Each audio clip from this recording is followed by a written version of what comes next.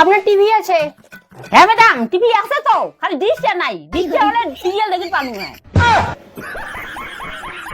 আরে ওই টিভির কথা বলিনি, আপনার টিভি রোগ আছে। ম্যাডাম, এটা আবার কেমন রোগ? বেশি টিভি দেখলে কি টিভি রোগ হয়?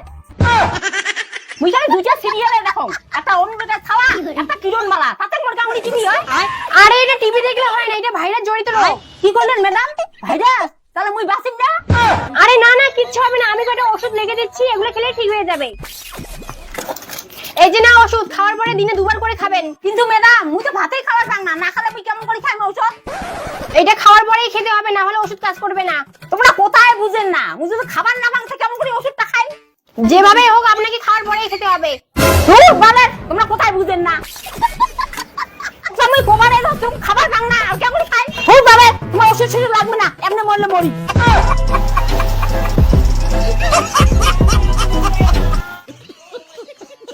বসুন। নাম কি? নীলু বর্মন। বয়স কত? 22। সমস্যা কি? বললাম রে, আমার তো গোপন জায়গায় চুলকানি হয়েছে, ম্যাডামকে কিভাবে বলি এখন? কি হলো, সমস্যা কি হয়েছে বলো। ম্যাডাম বলা যাবে না। বলা যাবে না মানে? আরে না বললে আমি কিভাবে চিকিৎসা করব? ম্যাডাম, মানুষের মধ্যে কি কি রোগ হয় ওগুলোর মধ্যে একটা।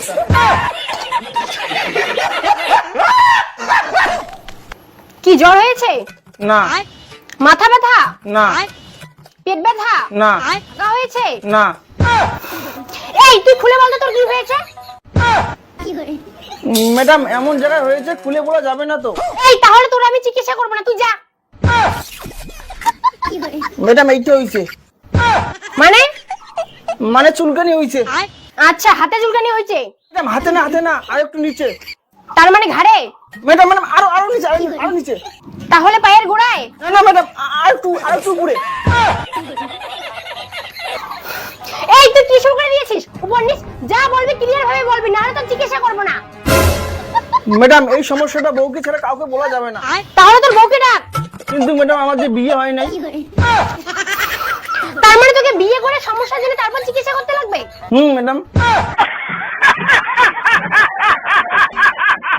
হাট! যত সব আবাল পেশেন্ট গুলো আসে আমার কাছে।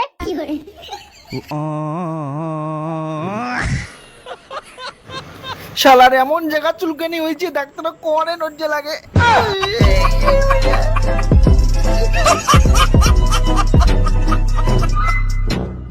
বন্ধুরা, তোমাদের কাছে একটাই রিকোয়েস্ট, ভিডিওগুলো যদি ভালো লাগে বেশি বেশি করে লাইক কমেন্ট শেয়ার করে দিও।